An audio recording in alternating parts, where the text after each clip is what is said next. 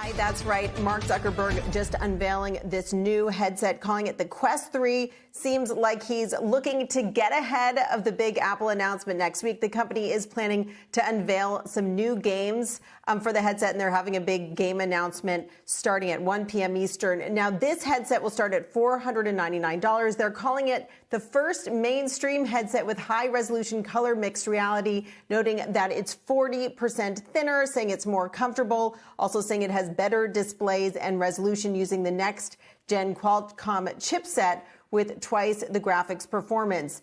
They're also pointing out that this will be compatible with the entire library of titles for Quest 2, which was their previous headset, noting that there are over 500 titles that will be available for this, and saying it's going to be available in the fall, and they will be unveiling more details at their Connect conference, which is September 27th. Carl?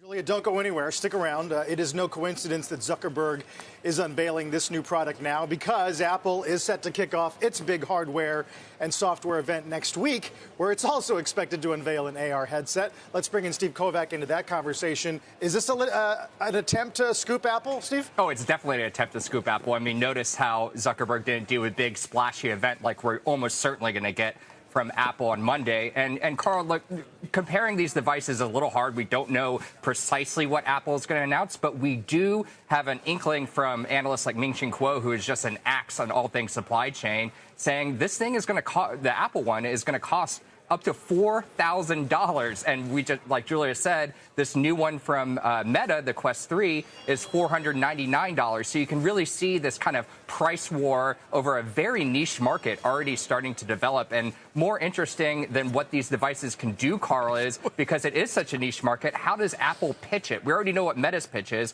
What is Apple's pitch for this VR, AR, mixed reality space? Well, yeah, Julia, we spent the whole morning and the whole year talking about a weakening consumer. I mean, what is the market for something at this price point?